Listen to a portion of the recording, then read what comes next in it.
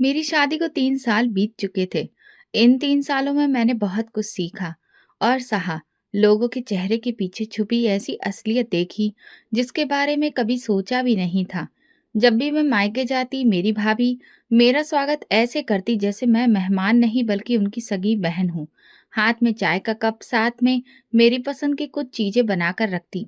वो मेरी चीज़ों और मेरे आराम का पूरा ध्यान रखती। अगर मैं रात को देर से सोती तो मेरे लिए घर में शांत माहौल बना देती। मुझे हमेशा यही लगता रहा कि भाभी ना सिर्फ मेरा सम्मान करती है बल्कि मेरी माँ का भी बहुत ध्यान रखती है। मेरी माँ ने हमें अकेले जिंदगी के तूफानों से बचाकर पाला। पिताजी के देहांत के बाद वो टूट तो गई, लेकिन हमारे सामने कभी कमजोर नहीं पड़ी। सिलाई मशीन उनके कमरे का स्थायी हिस्सा थी। सुबह सुबह उठना, नाश्ता बनाना, हमें तैयार करना, स्कूल भेजना और फिर पूरा दिन सिलाई में लग जाना, यही उनका रोज का रूटीन था। उनके हाथों में हमेशा सुई धागा ही दिखाई देता। मैंने कई बार सोचा, माँ भी तो एक इंसान है, वो भी थकती होगी, लेकिन उनके चेहरे पर थकान के बजाय हौसला नजर आता था। मैं और मेरा भाई, हम दोनों ही उनकी दुनिया थे। माँ हमेशा कहा करती थी, बेटा हो या बेटी, दोनों बराबर होते हैं। मेरे लिए तुम दोनों एक जैसे हो। और सच में माँ ने कभी कोई फर्क नहीं किया। भाई को पढ़ाई करवाई और मुझे भी वो सब कुछ सिखाया जो एक लड़की को आत्मनिर्भर बनाने के लिए जरूरी होता है। सिलाई, कढ़ाई, बातचीत का सलीका, यहाँ तक कि माँ ने मुझे आत्मनिर्भरता सिखाई। मेरी शादी हुई तो माँ की आंखों में आंसू भी थे और मुस्कान भी। मेरे विदा होने के बाद जब भी मैं मिलने जाती, वे मुझे गले लगाकर कहती, बेटी, घर में खुशहाली रखना। ससुराल में बेटियां फूलों की तरह होती हैं, खुशबू बनकर रहो, कांटा मत बनो। मैं हर बार उनके चरणों में बैठकर उनका हाथ थामती और कहती, माँ, जो कुछ भी हो वो आपकी परवरिश और संस्कारों की वजह से हूँ। भाई ने शादी के तुरंत बाद अपने लिए अलग कमरा बनवाया और भाभी के साथ रहने लगा। भाभी शुरू के दिनों में माँ के साथ बहुत अच्छा व्यवहार करती थी। उन्हें समय पर दवा देना, खाने पीने का ध्यान रखना, उनकी पसंद की चाय बनाना, ये सब भाभी खुशी से करती थी। मुझे लगता रहा कि माँ का बुढ़ापा सुकून से बीतेगा। जब भी मैं आती, भाभी कहती, आप चिंता ना करें, माँ की हम पूरी देखभाल करते हैं। आप बस ससुराल में खुश रहें। और मैं उनकी बातों पर भरोसा करती रही। मेरा भरोसा इसलिए भी मजबूत था क्योंकि माँ भी मेरे सामने हमेशा कहती थी, बेटा, तुम्हारी भाभी बहुत सेवा भाव वाली है। जो काम मैं नहीं कहती वो भी कर देती है। भगवान उसे खुश रखे। समय इसी तरह बीत रहा था। एक दिन माँ ने कहा, तुम्हारी भाभी बहुत सलीकेदार है। मुझे तो अब चैन मिल गया है। मैंने भाभी को दुआएं दी। माँ की जुबान से तारीफ सुनकर दिल में कहीं सुकून आया। मेरे पति की बेरोजगारी की वजह से मेरी जिंदगी की कठिनाइयां शुरू हो चुकी थी, लेकिन माँ के घर आकर जैसे मुझे राहत मिलती थी। माँ की गोद में सिर रखकर उनकी बातें सुनकर मैं दुनिया की हर कड़वाहट भूल जाती। एक दिन मैंने देखा कि माँ के हाथ पर मरहम लगा है। मैंने पूछा, क्या हुआ? माँ बोली, सिलाई करते समय सुई चुभ गई थी। कुछ नहीं। मैंने ज्यादा नहीं सोचा। माँ हमेशा छोटे मोटे घाव को मामूली बात समझती थी। मुझे क्या पता था कि कुछ घाव ऐसे भी होते हैं जो दिखाई नहीं देते, और वो बहुत गहरे होते हैं, जो आत्मा पर लगते हैं। पर सच हमेशा वैसा नहीं होता जैसा दिखाई देता है। जिंदगी के पर्दे के पीछे जो दृश्य छिपे होते हैं, वे तभी सामने आते हैं जब वक्त उनका पर्दा उठाता है। और वो वक्त आने वाला था। माँ के घर में भले ही सुकून था, लेकिन मेरी अपनी जिंदगी एक कठिन परीक्षा बन चुकी थी। मेरे पति बहुत पढ़े लिखे थे, एमबीए किया था। शुरुआत में बहुत जोश था कि किसी बड़ी कंपनी में नौकरी मिलेगी, अच्छी पोस्ट मिलेगी और सब कुछ बेहतर हो जाएगा। लेकिन समय ने हमें जिस रास्ते पर ला खड़ा किया, वो सपने कम और हकीकत ज्यादा थी। शादी के तुरंत बाद वो अलग अलग जगहों पर नौकरी के लिए गए। कई इंटरव्यू दिए, कुछ जगहों पर 2-3 हफ्ते काम भी किया, लेकिन या तो कंपनी बंद हो गई या वेतन समय पर नहीं मिला। अक्सर शाम को थक कर लौटते और कहते, सोनम, लगता है जैसे किस्मत हमसे नाराज हो गई है। मैं उन्हें हौसला देती, आप मेहनत करते रहें, भगवान जरूर भला करेंगे। लेकिन मेरे उन शब्दों से रसोई का चूल्हा नहीं जलता था। जब पति के पास काम नहीं होता, मैं सिलाई करके थोड़े पैसे जमा करती। माँ कभी कभी कुछ दे देती थी, लेकिन मैं बार बार उनके दरवाजे पर नहीं जा सकती थी। स्वाभिमान भी तो कोई चीज होती है। सास शुरू में चुप रही। उन्हें भी लगा कि कुछ ही दिनों की बात है, लेकिन जैसे जैसे महीने बीतते गए, उनके बोलने का तरीका बदलने लगा।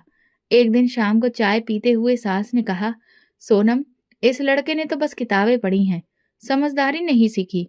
हम कब तक इनका बोझ उठाएंगे? मैंने बात को टालने की कोशिश की, लेकिन पति ने भी सुन लिया था। वो चुप रह गए, मगर मैं जानती थी कि वो अंदर से टूट चुके हैं। अगले दिन सास ने साफ शब्दों में कहा, सोनम बेटी, हम अब तुम दोनों का खर्च नहीं उठा सकते। हमारा खुद का गुजारा मुश्किल हो रहा है। अब तुम लोग कोई अलग इंतजाम करो। ये सुनकर जैसे किसी ने मेरी रीढ़ की हड्डी पर चोट मारी हो। एक पल को समझ नहीं आया कि क्या कहूँ। पति ने नजरें झुका ली और मैं कमरे में आकर चुपचाप बैठ गई। 2 दिन बाद हमने सामान बांधा, कुछ कपड़े, थोड़े बर्तन और एक पुरानी रजाई। पति ने जान पहचान के जरिए किराए पर एक छोटा कमरा तलाशा। तीसरी मंजिल पर एक पुराना सा फ्लैट। अंदर गए तो देखा एक बल्ब तक नहीं था। दीवारों पर नमी थी, फर्श पर सीलन के निशान थे। मैंने अपने पति से कहा, कोई बात नहीं, हम यहाँ से भी शुरुआत कर सकते हैं, बस आप दिल छोटा मत कीजिए। हमने पुरानी चादर फर्श पर बिछाई और दोनों वहीं बैठ गए। अगले दिन से मैंने गली की एक समझदार महिला से सिलाई का काम लेना शुरू किया। दिन भर सिलाई मशीन चलाती और शाम को थककर चूर हो जाती। मेरे पति अधिकतर घर से बाहर होते, कभी किसी इंटरव्यू के लिए तो कभी किसी संस्था एजेंसी के चक्कर में। एक दिन में थके थके कदमों से लौटे, हाथ में अखबार था। बैठते ही बोले, आज फिर इंटरव्यू दिया। 15 उम्मीदवार और भी थे, एक से बढ़कर एक अनुभवी। मैंने कहा, शायद आज तुम्हारा नंबर हो, लेकिन देखते हैं। और उनका हौसला बढ़ाया, एक दिन जरूर आएगा। ईश्वर किसी की परीक्षा बेवजह नहीं लेता। मैंने कभी शिकायत नहीं की, ना अपनी माँ से ना अपने पति से। लेकिन एक दिन ऐसा भी आया जब हमारे पास आटा खरीदने के भी पैसे नहीं थे। मैंने पुराना पर्स टटोला और बाजार जाकर केवल आटा और चीनी खरीदी। उस दिन दाल भी नहीं थी। पति ने बिना कुछ कहे सूखी रोटी खाई और फिर कहा, सोनम, अगर एक हफ्ते में कुछ ना कर सका तो मैं रिक्शा चलाना शुरू कर दूंगा। मैंने कहा, ईमानदारी की कमाई है, इसमें कोई शर्म की बात नहीं। उन दिनों मैंने कई बार लोगों का व्यवहार बदलता हुआ देखा। जो लोग पहले हमें अपने साथ बैठाते थे, अब मिलते वक्त नजरें चुरा लेते थे। एक पुराना दोस्त पति से मिला और बोला, अभी तक खाली हो, और हंसते हुए आगे बढ़ गया।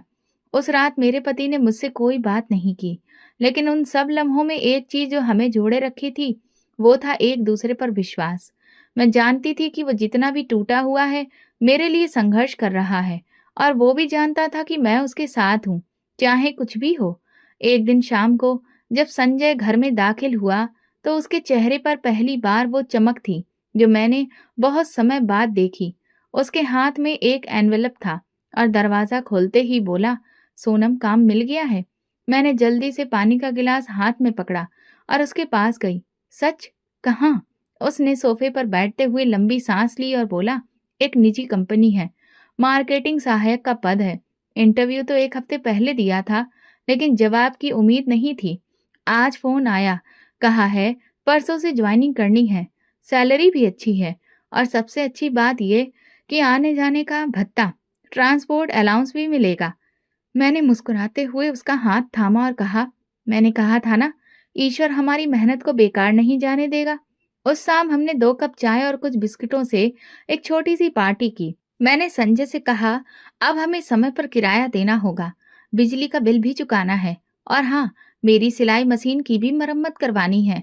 उसने सहमति में सिर हिलाया और, तुम्हारे लिए मैं एक नई साड़ी जरूर लाऊंगा, इस बार की सैलरी से। अगली सुबह मैं जल्दी उठ गई, रसोई साफ की, चाय बनाई, और जब संजय को तैयार होते देखा तो दिल को शांति मिली। मैंने उसकी कमीज ठीक की और जूते पॉलिश किए। जब वो दफ्तर के लिए निकल रहा था तो दरवाजे पर रुककर बोला, सोनम, अब सब बदल जाएगा। दरवाजा बंद होते ही मैंने दूसरी साड़ी पहनी और कुछ पैसे जो मुश्किल समय के लिए रखे थे, उनमें से एक मिठाई का डिब्बा लिया। मेरे मन में बस एक ही बात थी, ये खबर सबसे पहले माँ को देनी है। वही थी जिन्होंने हर बार मेरा हौसला बढ़ाया था। जब जेब खाली होती थी, माँ का दिया हुआ वो 100 का नोट किसी खजाने की तरह निकलता था। फिर मैं रिक्शे में बैठ गई। माँ के मोहल्ले की गलियों में प्रवेश करते हुए एक जानी पहचानी खुशबू महसूस हुई। वही गली, वही दरवाजा, वही खिड़की, जहां से कभी मैं और भाई झांकते थे। दिल में एक अजीब सी खुशी थी कि इस बार मैं कोई शुभ समाचार सुनाने आई हूँ। दरवाजा खटखटाया, भाभी ने दरवाजा खोला। मुझे देखते ही थोड़ी चौंकी, फिर हल्के लहजे में बोली, आइए। मैंने मिठाई का डिब्बा हाथ में उठाया और कहा, बस खुशखबरी देने आई हूँ। संजय को अच्छी नौकरी मिल गई है। सोचा माँ को बताऊं। उन्होंने बहुत प्रार्थना की थी। भाभी ने दरवाजा थोड़ा और खोला और कहा, अंदर आ जाइए। माँ अपने कमरे में हैं। मैं अंदर गई तो माहौल कुछ बदला बदला सा लगा। माँ का कमरा साधारण था, जैसा हमेशा होता था, लेकिन दीवारों और दरवाजों पर एक अजीब सी खामोशी छाई हुई थी। माँ खाट पर बैठी थी। मेरे कदमों की आहट सुनकर उन्होंने नजरें उठाईं। फिर चेहरे पर वही मुस्कान थी जो हमेशा मुझे हिम्मत देती थी। सोनम, मेरी बच्ची आ गई। माँ ने मेरे हाथ थाम लिए। मैंने डिब्बा उनके हाथ में थमाते हुए कहा, माँ, इन्हें नौकरी मिल गई है। एक बड़ी कंपनी में तनख्वाह भी अच्छी है। सोचा सबसे पहले आपको बताऊं। माँ ने आंखों में नमी लाकर सिर हिलाया। ईश्वर का धन्यवाद है। मेरी प्रार्थनाएं रंग लाईं। मैं उनके पास बैठ गई और हम दोनों ने मिठाई खाई। माँ ने कहा, अब सब अच्छा होगा। तुम भी सुकून से जी सकोगी। हम थोड़ी देर तक बीते दिनों की बातें करते रहे। माँ ने मेरी सिलाई, संजय की मेहनत और हमारे कठिन दिनों की बातें की। भाभी चुपचाप कमरे में आती जाती रही, लेकिन उनकी मौजूदगी में कुछ तनाव सा महसूस हो रहा था। माँ ने मेरे सिर पर हाथ रखा और कहा, बेटा, ये जो दिन बीत गए हैं, उनका दुख मत रखना। दिल में विश्वास रखना। सब अच्छा होगा और तुम दोनों सुखी रहोगे। मैंने जवाब दिया, माँ, बस आपके आशीर्वाद का असर है। और अब जब कुछ हाथ में आया है, तो मैं चाहती हूँ कि आपकी दवाइयाँ, आपकी छोटी मोटी जरूरतें पूरी हों। माँ कुछ कहना चाहती थी, लेकिन शायद भाभी की मौजूदगी ने उन्हें रोक दिया। मैंने खुद भी महसूस किया कि भाभी की नजरें बार बार कुछ और कह रही हैं। मैंने माँ का हाथ पकड़ा और कहा, अब इजाजत दें। शाम को संजय आ जाएगा। उसे सब बताना है। दरवाजे पर आकर मैंने पीछे मुड़कर माँ को देखा। वो अभी तक वहीं चारपाई पर बैठी थी और दरवाजे की ओर देख रही थी। उनकी आंखों में एक चमक थी, शायद खुशी की, शायद वो रोशनी जो एक माँ अपने बच्चे की खुशी में महसूस करती है। मैं दरवाजे से बाहर निकली, लेकिन दिल में एक अजीब सी बेचैनी थी। भाभी की खामोशी, उनकी नजरें और माँ का ठहराव कुछ था जो शब्दों से बाहर था। मैं माँ से मिलकर आई थी और दिल में एक अजीब सा सुकून लेकर लौटी थी। संजय को सब विस्तार से बताया। उसने मुस्कुराकर कहा, चलो अच्छा किया। माँ का आशीर्वाद लेने गई थी। यही आशीर्वाद काम आते हैं जिंदगी में। अगले दिन शाम को माँ का ख्याल फिर दिल में आया। मैंने सोचा कुछ दिनों बाद फिर मिठाई लेकर जाऊंगी। फिर एक दिन ऐसा हुआ, मैं बाजार से गुजर रही थी कि एक छोटे से उपहार पैक पर नजर पड़ी। मैंने सोचा ले लेती हूँ यूं ही। उसमें इत्र की एक छोटी सी शीशी थी। माँ को खुशबुओं का बहुत शौक था। उसी दिन सोचा कि रिक्शा लेकर माँ से मिलने जाऊं। मौसम भी सुहाना था और मेरा दिल अजीब सी बेचैनी से भरा हुआ था। शायद दिल कभी कभी आने वाले तूफान का संकेत दे देता है, बस हम समझ नहीं पाते। जब गली में दाखिल हुई तो अजीब सी खामोशी थी। दरवाजा आधा खुला हुआ था। मैंने धीरे से धक्का देकर दरवाजा खोला और जैसे ही अंदर कदम रखा, एक आवाज सुनाई दी, छोड़ दो माँ को, छोड़ दो। ये मेरी अपनी आवाज थी, जो मुझे खुद को भी असहाय सी लगी। सामने का दृश्य ऐसा था जैसे किसी फिल्म का सबसे बुरा दृश्य हो। मेरी भाभी माँ के बालों को दोनों हाथों से पकड़कर झंझोड़ रही थी और माँ जमीन पर आधी बैठी अवस्था में दर्द से करहा रही थी। तुम्हें शर्म नहीं आती? एक बुजुर्ग महिला से ऐसा व्यवहार करती हो? मैंने चिल्लाकर कहा और दौड़कर भाभी को जोर से धक्का दिया। वो एक और गिर गई और मैं माँ के पास घुटनों के बल बैठ गई। माँ, ये क्या हो रहा है? मैंने उनके चेहरे पर हाथ फेरा, उनके उलझे बाल सुलझाए। माँ ने नजरें झुका ली, जैसे शर्मिंदा हो कि बेटी ने उन्हें इस हालत में देख लिया। लेकिन अब मुझसे सब्र नहीं हो रहा था। मैंने गुस्से से पलटकर भाभी की तरफ देखा। ये सब क्या है? ये तुम कर रही हो? वही माँ जिसने तुम्हें अपनी बेटी की तरह रखा, जिनके हाथों का खाना खाया, जिनकी सेवा की बातें करती थी, आज उनके बाल खींच रही हो। भाभी, जो अब तक उठ चुकी थी, तल्खी से बोली, हाँ, मारा है मैंने, क्योंकि अब तंग आ चुकी हूँ इस बुढ़िया से। कब तक सहती रहूं? हर बार माँ तुम्हें पैसे दे देती है, जैसे हम कोई होटल चला रहे हो। मैंने माँ की ओर देखा। उन्होंने नजरें चुरा ली। यही बात है, मैंने ठंडे स्वर में कहा। तो तुम्हें इस बात पर आपत्ति है कि माँ अपनी बेटी को कुछ दे देती है? तुम्हें ये बुरा लगता है कि वो मुझसे स्नेह करती है? भाभी ने तिरस्कार से हंसते हुए कहा, ये स्नेह नहीं है, ये तो मूर्खता है। तुम्हें पालने के चक्कर में ये बुढ़िया हमारे घर में बोझ बनकर बैठी है। सच कहूँ तो मन करता है कि इसे कहीं बाहर फिकवा दूँ। मेरा दिल जैसे सीने से बाहर आने को था। मैंने माँ के कंधों को थामा। माँ, चलिए यहाँ से। अब आप यहाँ एक दिन भी नहीं रहेंगी। जैसे ही दरवाज़ा खुला, भाई ने भीतर कदम रखा। उसके चेहरे पर साफ घबराहट झलक रही थी। वो सीधे मेरे सामने आकर खड़ा हुआ और माँ की ओर देखा, जो दीवार के पास सहमी हुई खड़ी थी। मैंने आगे बढ़कर कहा, भाई, कम से कम सच जानने की कोशिश तो करें। एक बार मेरी बात तो सुनिए। उसने हाथ के इशारे से मुझे चुप करा दिया। ना मुझे तुम्हारी बात सुननी है और ना किसी सफाई की जरूरत है। बहुत हो गया ये तमाशा। हर दूसरे दिन कोई नया मुद्दा। भाभी पीछे खड़ी थी, चुप। लेकिन ऐसा लग रहा था जैसे उनकी योजना सफल हो चुकी हो। मैंने फिर कहा, सिर्फ इतना सुन लीजिए। माँ पर हाथ उठाया गया है। मैं आपसे कुछ नहीं कह रही, बस न्याय की बात कर रही हूँ। भाई ने तेज स्वर में कहा, न्याय? तुम्हें कोई हक नहीं है हमारे घर के मामलों में दखल अंदाजी करो। अगर माँ को तुम्हारे साथ रहने का इतना ही शौक है तो उन्हें ले जाओ। हमें किसी के सहारे की जरूरत नहीं है। मैंने माँ की ओर देखा। उनकी आंखें आंसुओं से भरी थीं।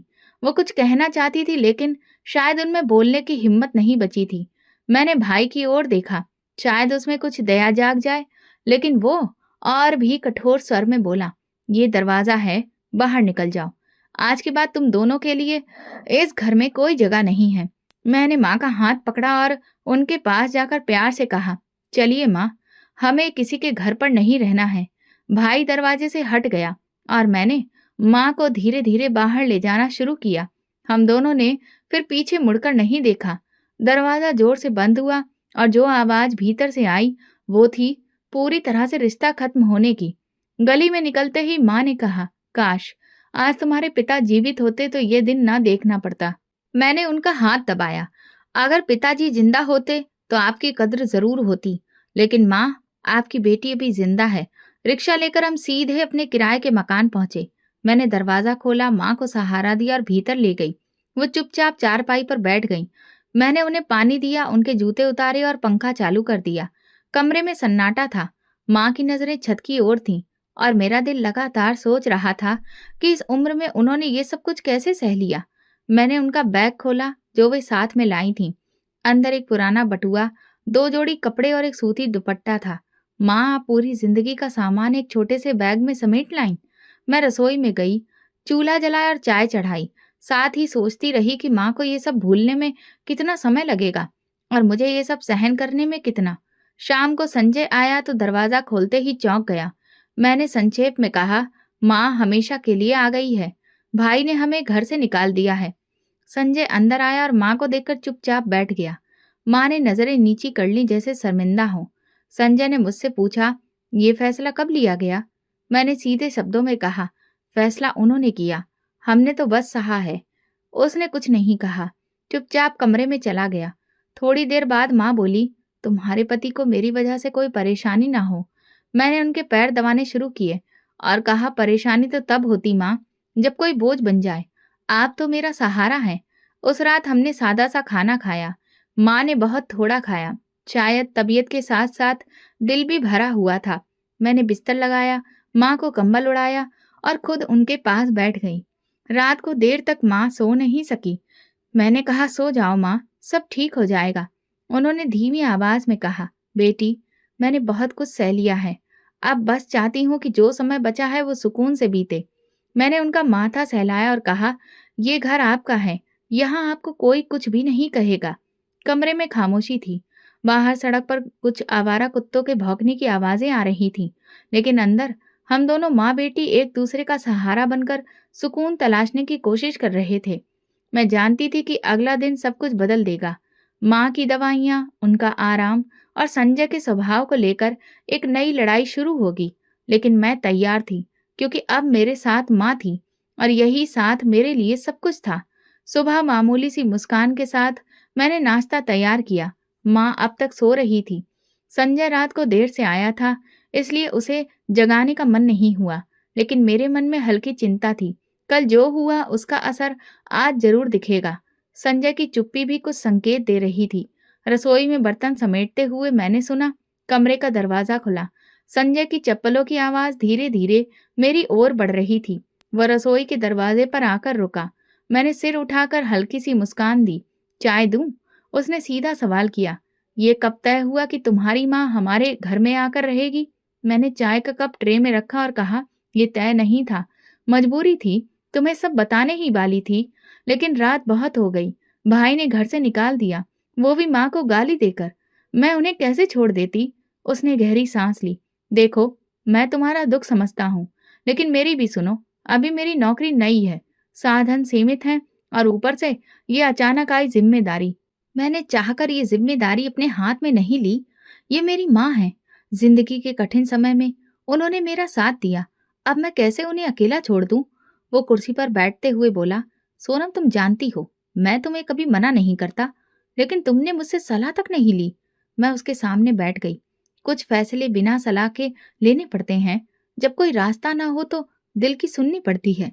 और मेरा दिल ये कभी स्वीकार नहीं करता कि मेरी माँ दर दर की ठोकरें खाए। उसने एक घूंट लिया, फिर बोला, मेरी माँ क्या सोचेगी? वो पहले ही समझती है कि तुम मुझ पर हावी हो। अब जब वो सुनेंगी कि मैं तुम्हारी माँ को अपने घर में रख रहा हूँ, तो उनकी प्रतिक्रिया क्या होगी?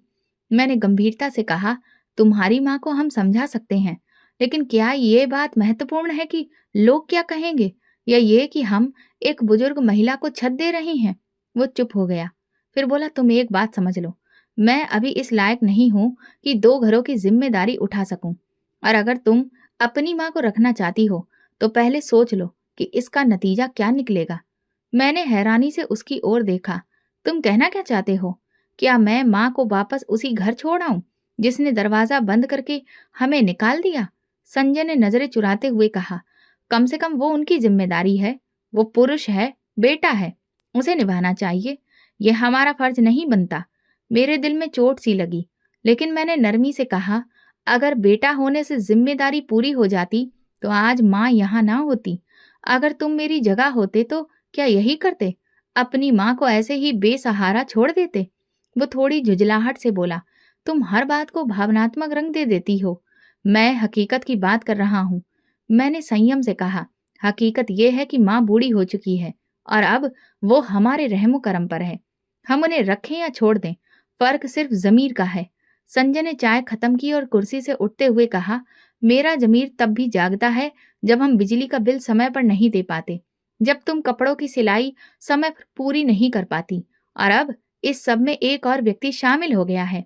मैंने खड़े होकर सीधा उससे पूछा, तो बताओ संजय, क्या तुम चाहते हो कि मैं माँ को निकाल दूं, ये कहकर कि हम उनका बोझ नहीं उठा सकते?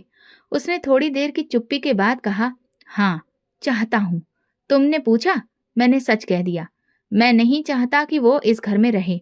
मेरे पांव जैसे जमीन से चिपक गए। मैंने धीरे से कहा, तो फिर संजय ये जान लो कि अगर माँ इस घर से जाएगी तो मैं भी उनके साथ जाऊंगी। उसने एक पल मेरी आंखों में देखा, फिर दरवाजा खोला और बाहर चला गया। संजय के जाने के बाद कमरे में ऐसी खामोशी थी जैसे कोई जनाजा उठा हो। मैं वहीं खड़ी रही। अभी भी वही शब्द मेरे कानों में गूंज रहे थे, मैं नहीं चाहता कि वो इस घर में रहे। मेरी पीठ की तरफ हल्की सी सरसराहट हुई। मैंने पलट कर देखा, माँ दरवाजे के पास खड़ी थी। उनका चेहरा भावहीन था, लेकिन आंखें साफ बता रही थी कि वो सब कुछ सुन चुकी हैं। मेरे पैरों तले जमीन खिसक गई। माँ की आंखों में मैंने शब्द तलाशने की कोशिश की, लेकिन वो बस एक धीमी सी मुस्कान के साथ बोली, सब सुन लिया बेटा। दरवाजा थोड़ा खुला रह गया था, आवाज बाहर आ रही थी। मैंने आगे बढ़कर उनका हाथ थामा। माँ, आपने जो सुना वो बस एक पल का गुस्सा था। संजय नाराज था, वो दिल से नहीं कहना चाहता था। वो चारपाई पर बैठ गईं। उनके हाथ मेरे हाथ में थे, लेकिन अब उसमें वो गर्माहट नहीं थी जो पहले हुआ करती थी। वो कुछ देर चुप रही, फिर बोली, बेटी, एक बात कहूँ, बुरा मत मानना, मुझे वृद्धाश्रम भेज देना। ये वाक्य सीधा था और ऐसा लगा जैसे किसी ने चुभती हुई बात कह दी हो। मेरे होंठ सिले रह गए। माँ, ये कैसा ख्याल आ गया आपको? उन्होंने मेरी ओर देखा। कभी कभी इंसान खुद को बोझ महसूस करने लगता है, और जब दूसरों से भी वही अनुभव हो तो वृद्धाश्रम की दीवारें अपनी सी लगने लगती हैं। मैं उनके पास घुटनों के बल बैठ गई और कहा, आप बोझ नहीं है माँ, ये घर आपका है, आपकी बेटी का है, और आपको यहाँ से कोई नहीं निकाल सकता। माँ ने हल्के से सिर हिलाया, जैसे बात सुन तो ली हो लेकिन मानने को तैयार ना हो। संजय ने जो कहा वो भी सही है बेटा। उसका दबाव, नौकरी, छोटा घर, खर्चे सब समझती हूँ, और मैं तुम पर बोझ नहीं बनना चाहती। मैंने संयम रखते हुए कहा, अगर रिश्ते दबाव में तोले जाने लगे माँ जैसा रिश्ता तो सबसे कीमती हो जाता है। कमरे में फिर सन्नाटा छा गया। माँ की आंखों में कई सवाल थे और मेरे दिल में ढेरों जवाब, जिनका शायद कोई असर नहीं हो रहा था। उसी शाम संजय घर लौटा। चेहरा थका हुआ था। शायद उसने भी दिन भर यही सोचा हो। दरवाजा खोलते ही उसने मेरी तरफ देखा, फिर माँ पर नजर पड़ी। उसका लहजा नहीं बदला, लेकिन बर्ताव थोड़ा नरम लगा। खाना है? वो बोला। मैंने उत्तर दिया, हाँ तैयार है। हम तीनों ने एक साथ खाना खाया, लेकिन एक मेज पर बैठे तीन अलग अलग कहानियों वाले लोग थे। संजय खाने के बाद कमरे में चला गया। मैं माँ के बर्तन उठाने लगी तो माँ ने मेरा हाथ पकड़ लिया। बेटा, अब हर कदम सोच समझ कर रखना है। मैंने नरमी से कहा। माँ, अगर कदम रुकने लगे तो जिंदगी बिखर जाती है। हम साथ रहेंगे, कुछ ना कुछ कर लेंगे। अगली सुबह माँ पूजा पाठ करके बाहर आ गई। मैंने उनके लिए चाय बनाई और साथ में 2 बिस्किट रखे।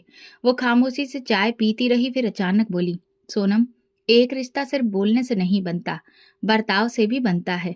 और जब बर्ताव बदल जाए तो रिश्ता जीते जी मर जाता है। मैंने बात काटते हुए कहा, माँ, संजय को वक्त दो।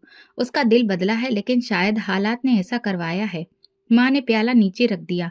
मुझे वक्त की नहीं, ठिकाने की चिंता है, और मैं चाहती हूँ कि तुम भी सच्चाई का सामना करो।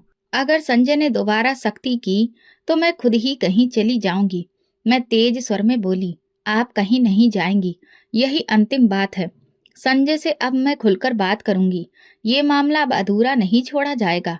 उस दिन मैंने पहली बार ये निर्णय लिया कि चाहे मुझे संजय से लड़कर ही क्यों ना बात करनी पड़े, मैं करूंगी, क्योंकि मैं मजीद अपनी माँ के चेहरे पर यह बेबसी अब और नहीं देख सकती थी। रात को जब संजय कमरे में आया तो मैंने दरवाजा बंद कर लिया और सीधे कहा, संजय, अगर तुम्हें मेरी माँ से कोई समस्या है तो साफ बताओ, लेकिन याद रखना, अगर माँ जाएगी तो मैं भी उनके साथ चली जाऊंगी।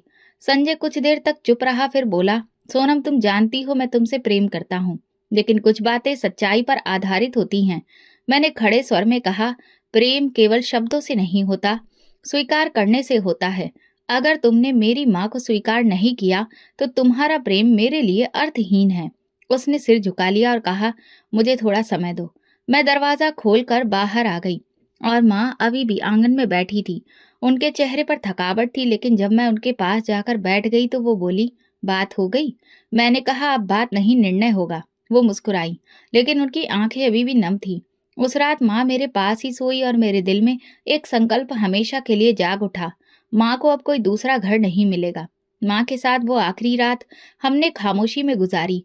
वो मेरे साथ ही चारपाई पर लेटी रही, लेकिन उन्हें नींद नहीं आ रही थी। मैंने आंखें बंद कर रखी थी, मगर मैं जानती थी कि वो बार बार करवटें बदल रही थी। कभी उनका हाथ मेरे कंधे पर आ जाता, कभी वो धीरे से उठकर पानी पीती, फिर वापस आकर बैठ जाती। सुबह जब मैंने आंखें खोली तो वो उठ चुकी थी। पूजा पाठ के बाद वो चुपचाप चाय पीने बैठ गईं। मैंने उनके पास बैठकर पूछा, कुछ सोच रही हैं माँ? उन्होंने सीधी नजर से देखा और कहा, मैंने सोच लिया है सोनम, तुम्हारे लिए आसानी लानी होगी। मैं तुम्हारे और संजय के बीच दीवार नहीं बनना चाहती। मैंने तुरंत कहा, माँ, ऐसी बातें मत कीजिए। मैं हर कठिनाई सह लूंगी, लेकिन आपको कहीं जाने नहीं दूंगी। उन्होंने मेरी ओर देखा। मेरी बेटी, तुमने बहुत साथ निभाया है, अब मेरी बारी है। मुझे इजाजत दो कि मैं कहीं ऐसी जगह जा सकूं जहां मैं तुम्हारी जिंदगी का बोझ ना बनूं। मैं जानती थी ये जिद नहीं, आत्मसम्मान की अभिव्यक्ति थी, लेकिन मैं कुछ नहीं कह सकी। उनकी नजरें अब किसी निर्णय की प्रतीक्षा नहीं कर रही थी, बस ये बता रही थी कि निर्णय हो चुका है। दोपहर को मैंने माँ की दवाइयाँ और कपड़े एक छोटे बैग में रखे। उन्होंने कुछ नहीं कहा, बस बिस्तर समेटती रही। मैंने रिक्शा बुलवाया और उन्हें लेकर निकल पड़ी। रास्ते में हम दोनों चुप थे। रिक्शे के शोर में भी माँ की चुप्पी साफ सुनाई दे रही थी। वृद्धाश्रम पहुंचकर दरवाजा खटखटाया। एक औरत ने दरवाजा खोला। उम्र लगभग 40 वर्ष रही होगी, चेहरे पर गंभीरता। उसने पूछा, कैसे आना हुआ? मैंने हिचकिचाते हुए कहा, मेरी माँ के लिए ठिकाने की तलाश है। कुछ समय के लिए उन्होंने दरवाजा खोल दिया। उन्होंने कहा, आइए, अंदर आ जाइए। मैं और माँ अंदर दाखिल हुए। सामने एक छोटा सा बरामदा था, बाईं तरफ 2 कमरे थे और दाईं ओर एक बड़ा हॉल, जहाँ चारपाइयां क्रम से लगी हुई थी। उन पर अलग अलग उम्र की महिलाएं बैठी थीं। कुछ बातें कर रही थी, कुछ चुप थी और कुछ बस खाली निगाहों से सामने देख रही थी। एक चारपाई खाली थी, वहां माँ को बैठा दिया गया। माँ ने आस-पास देखा, फिर मेरी तरफ देखा। मैंने उनका हाथ थामा। यहाँ सभी माताएं हैं। कोई अपने बेटे के बिना है, किसी को उसके बेटे ने छोड़ दिया है। लेकिन मैं रोज आऊंगी, आपके साथ समय बिताऊंगी। माँ ने सिर हिलाया और कहा, यही काफी है बेटा। इस वृद्धाश्रम की चालक, जिनका नाम शकुंतला देवी था, उन्होंने दाखिले की प्रक्रिया पूरी की। उन्होंने कहा, यहाँ सभी को समान समझा जाता है। समय पर भोजन, दवा, और अगर किसी की तबीयत बिगड़ जाए तो अस्पताल की व्यवस्था भी है। मैंने माँ के लिए लाया हुआ दुपट्टा निकाल कर उनके कंधों पर रखा, उनके बाल संवारे और धीरे से कहा, अब आप चैन से रहेंगी। पहले दिन मैं देर तक वहां बैठी रही, माँ से बातें होती रहीं। बगल की चारपाई पर एक वृद्ध महिला थी। वो थोड़ी देर बाद मुझसे पूछती, बेटी तुम कहाँ से आई हो? अपनी माँ को छोड़ने आई हो या लेने? मैं नरमी से जवाब देती, मैं माँ के साथ आई हूँ और वे यहाँ अतिथि हैं। वे हंसती और कहती, ये अतिथियों की मेहमानियां लंबी हो जाती हैं यहाँ। दूसरे दिन मैं फिर वहां पहुंची। माँ मुझे देखकर मुस्कुराई। वो पहले से बेहतर लग रही थी। मैंने उनके बालों में कंघी की, हाथों में तेल लगाया और उनके साथ बैठी रही। एक दिन वृद्धाश्रम की चालक ने मुझे एक तरफ ले जाकर कहा, मैडम आप रोज आती हैं, बाकी बच्चे तो एक बार छोड़कर चले जाते हैं और फिर सालों नहीं आते। आपने तो हमें चौंका दिया है। मैंने कहा, ये मेरी माँ है। मैंने इनकी उंगली पकड़कर चलना सीखा है।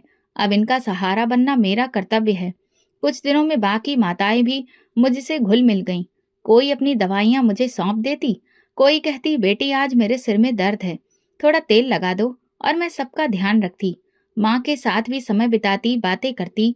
माँ का व्यवहार बदलने लगा था। वे वहाँ की औरतों से बातें करती, प्रार्थनाएं देती और अक्सर मुझे स्नेह से कहती, ये सब मेरे जैसी ही माताएं हैं, इनका भी ध्यान रखना। मैंने एक सिलाई मशीन मंगवा ली और वृद्धाश्रम की छत वाले कमरे में रख दी। वहां बैठकर सिलाई करती, कुछ महिलाओं को भी सिखाने लगी। मैंने उनके लिए कपड़े सिलना शुरू कर दिए, जो बाहर बेचने से थोड़ी आमदनी हो जाती। संजय ने इस बारे में कभी कुछ नहीं पूछा। हमारे घर में आपसी रिश्ता एक खामोश समझौता था, जिसमें भावनाएं नहीं थी, बस समय गुजर रहा था।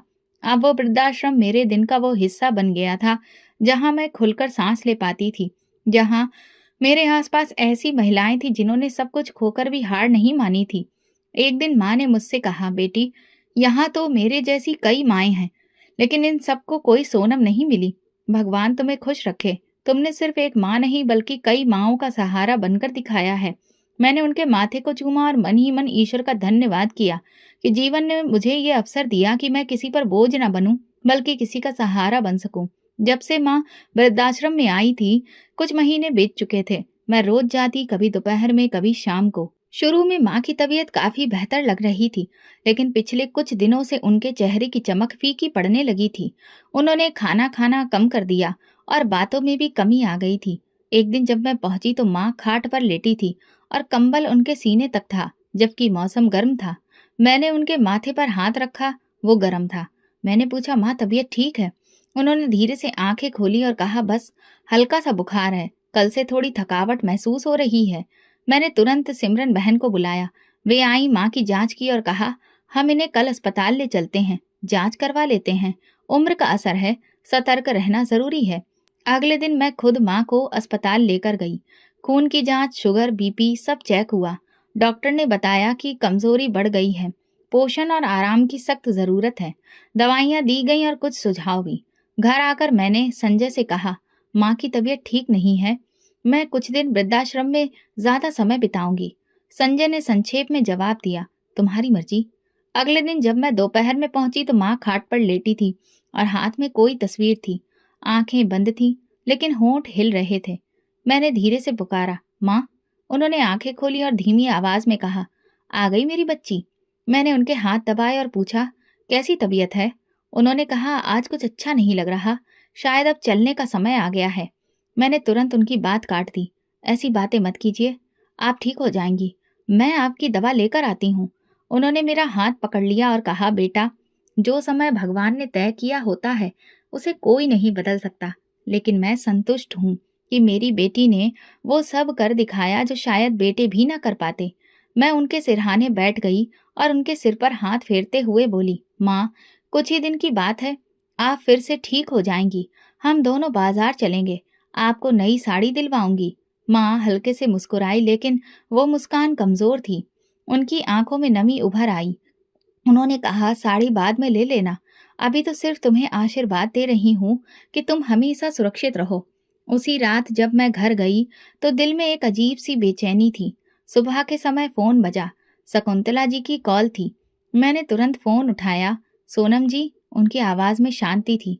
फिर उन्होंने धीमी आवाज में कहा, बेटी, माँ अब इस दुनिया में नहीं रही। रात में उनकी तबीयत बिगड़ गई और वे हमें छोड़ गईं। मेरे हाथ से फोन गिरते गिरते बचा। मैं कुछ देर स्तब्ध बैठी रही, फिर जल्दी से कपड़े बदले और रिक्शा लेकर वृद्धाश्रम पहुंच गई। माँ की चारपाई पर अब सफेद चादर पड़ी थी। उनके चेहरे पर शांति थी, जैसे कोई बहुत थक कर गहरी नींद में सो गया हो। मैं उनके पास गई और उनका हाथ पकड़ा, जो अब ठंडा हो चुका था।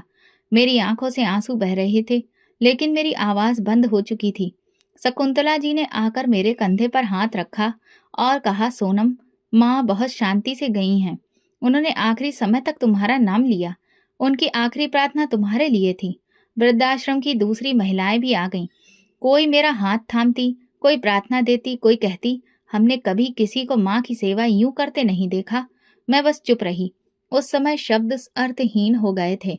माँ चली गई थी, लेकिन उनकी छुअन मेरे हाथों में रह गई थी।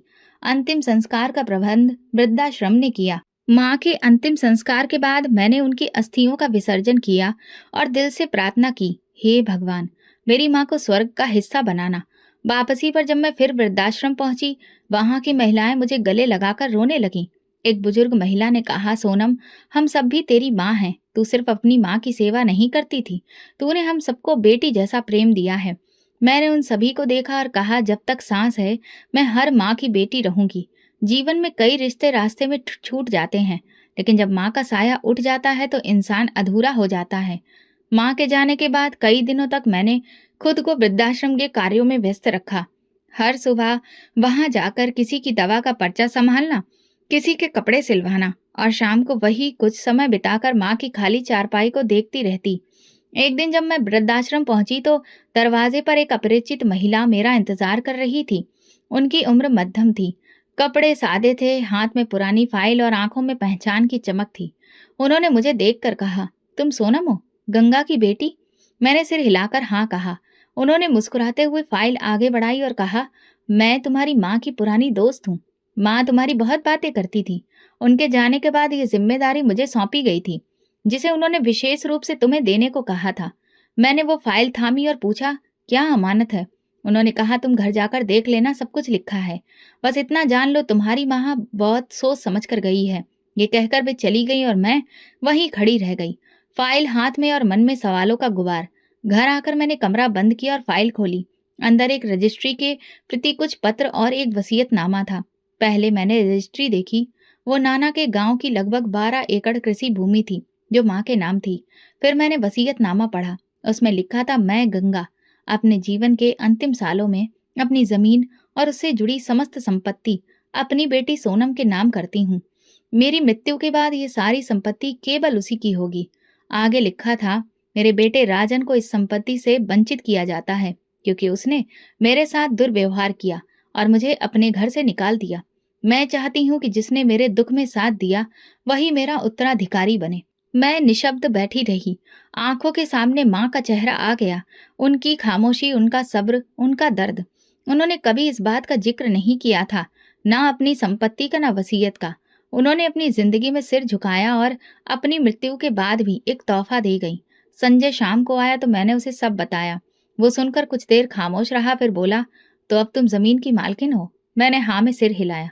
लेकिन ये जमीन माँ की है, उन्होंने मुझे दी है, इसलिए मैं चाहती हूँ इसका उपयोग भी वैसा हो जैसा वो चाहती थी।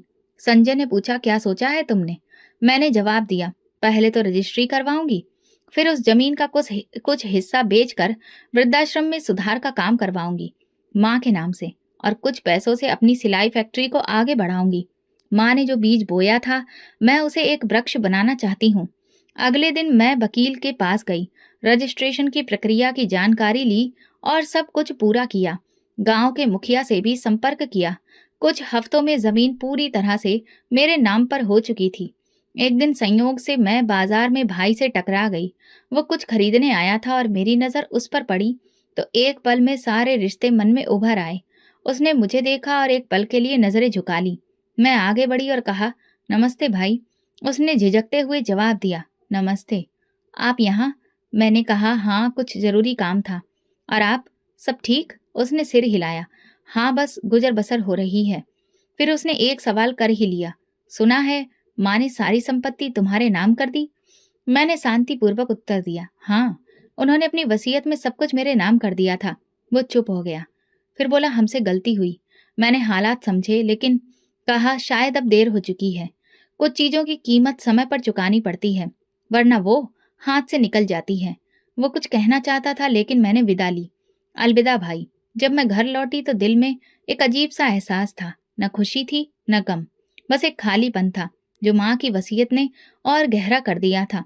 जमीन मेरे नाम हो चुकी थी और मैंने पहला कदम वही उठाया जो माँ शायद अपनी जिंदगी में उठाना चाहती थी। लेकिन समय, परिस्थितियों और लोगों ने उन्हें मौका नहीं दिया। वृद्धाश्रम में एक नया हिस्सा बनवाने की योजना तुरंत शुरू कर दी। ये विशेष हिस्सा विशेष रूप से उन बुजुर्ग महिलाओं के लिए था जिन्हें उनके घर वालों ने छोड़ दिया था। मैंने उसका नाम रखा गंगा कक्ष, मेरी माँ के नाम पर। वृद्धाश्रम का वो हिस्सा बदल रहा था। नई चारपाइयाँ, रोशन कमरे, साफ सुथरे स्नान घर और हर कमरे के बाहर एक नीम का पेड़, ताकि छांव भी हो और ताजी हवा भी। जहां तक फैक्ट्री की बात है, वो एक छोटे से कमरे में माँ की सिलाई मशीन से शुरू हुई थी। जब मुझे जमीन मिली तो मैंने उस फैक्ट्री को एक व्यवस्थित संस्थान में बदला। नाम रखा गंगा क्रिएशन। वहां मैंने सिलाई, कढ़ाई, बुनाई और छोटी दस्तकारी के काम शुरू कराए।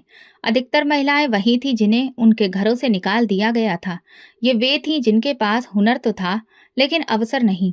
रोज सुबह मैं फैक्ट्री जाती, काम देखती, ऑर्डर चेक करती, मजदूरों की बातें सुनती और शाम को वृद्धाश्रम आ जाती। मेरी जिंदगी अब दो हिस्सों में बटी थी, लेकिन सुकून दोनों जगहों से आता था। हर दिन एक नई सफलता, हर चेहरे पर नई उम्मीद। घर के हालात माँ की बदौलत अब बहुत बेहतर हो चुके थे। हम एक अच्छे किराए के घर में रहने लगे थे। पति संजय भी अपने बर्ताव पर बेहद शर्मिंदा था, पर मुझे उससे कोई शिकायत नहीं थी। जब सगा बेटा बदल सकता है तो दामाद का क्या कसूर। कुछ दिन बाद मैं एक धार्मिक संस्था में शामिल हुई थी, जहाँ मेरी फैक्ट्री का स्टॉल भी लगा था। वहीं एक चेहरा अचानक सामने आ गया, जिसे देखे बहुत समय हो गया था। भाई राजन, सादा वस्त्रों में, चेहरे पर पछतावा और आंखों में शर्मिंदगी, मेरी ओर बढ़ते हुए बोला, सोनम। मैंने ठंडे स्वर में जवाब दिया, जी भाई। उसने झिझकते हुए कहा, बस यूं ही आया था, देखने और टहलने के लिए। तुम्हारा नाम देखा तो दिल कुछ महसूस करने लगा। मैंने कहा, आपकी जिंदगी में सच्चाई का समय तो बहुत पहले ही गुजर चुका। अब जो बचा है वो केवल जवाब है। वो चुप हो गया। कुछ पल बाद बोला, सोनम, माँ के जाने के बाद मैं बहुत उदास रहता हूँ। लगता है जैसे सब कुछ खो गया हो। मैंने गहरी नजर से उसे देखा और कहा, जब माँ को घर से निकाला था तब सोचा था कि सिर्फ एक बुरी औरत जा रही है। असल में तुम अपनी जड़ काट रहे थे। जिन माता पिता को छोड़ दिया जाए वही तुम्हें छोड़ देते हैं, और उनके साथ तुम्हारा नसीब भी चला जाता है। उसने धीरे से कहा, मुझे अपनी गलती का एहसास है और शायद यही मेरी सजा है। मैंने उत्तर दिया, सजा समय देता है और समय ही क्षमा करता है। मेरी तरफ से क्षमा है, लेकिन तुम माँ के चरणों की धूल अब दोबारा नहीं पा सकोगे। मैं मुड़कर अपने स्टॉल की ओर चली गई। पीछे से कोई आवाज नहीं आई। मैं जानती थी समय ने उसे सब कुछ सिखा दिया था। वृद्धाश्रम में गंगा आश्रय पूरी तरह से बन चुका था। उसकी एक समापन समारोह रखी गई, जिसमें शहर के प्रमुख लोग आए। मैंने माँ की एक बड़ी तस्वीर बीच की दीवार पर लगवाई और नीचे लिखवाया, जिसने दिया कभी वापस नहीं मांगा, जिसने सहा कभी शिकायत नहीं की। ये उन सबके नाम जिन्होंने अपनी बेटी को दुनिया की सबसे अनमोल विरासत दी, साहस। मैंने चुपचाप उस तस्वीर को देखा। आंखें नम थी, लेकिन दिल मजबूत था। जिंदगी ने मुझे बहुत कुछ दिखाया, लेकिन मेरी माँ ने सिखाया कि दुख से डरना नहीं चाहिए, उसे एक अवसर समझो। और मैंने उस शिक्षा को अपनी पूरी जिंदगी में अपनाया। आज मैं अकेली नहीं थी। मेरा पति था, मेरी फैक्ट्री थी, मेरी माँ की यादें थीं। वो माँ जिन्होंने मुझे बेटी कहा, और वो खुशबू जो सिर्फ एक सच्चे रिश्ते से आती है। माँ की सेवा कभी व्यर्थ नहीं जाती। वो प्रार्थनाओं में छिपी हुई स्वर्ग में होती हैं। जो माता पिता को छोड़ते हैं, भाग्य उनसे स्वयं दूर चला जाता है। इस कहानी का मूल संदेश ये है कि माँ बाप का सम्मान और सेवा जीवन की सबसे बड़ी दौलत है। जो लोग अपने माता-पिता को त्याग देते हैं, वे अपने भाग्य और सुख से भी हाथ धो बैठते हैं। लेकिन जो संतान उनके संस्कारों और सपनों को आगे बढ़ाती है, वो ना सिर्फ समाज में सम्मान पाती है, बल्कि आत्मिक शांति और सच्ची सफलता भी अर्जित करती है। तो दोस्तों, अगर आपको हमारी कहानी पसंद आई हो तो कमेंट करके ज़रूर बताएं। वीडियो को लाइक करें और ज़्यादा से ज़्यादा शेयर करें।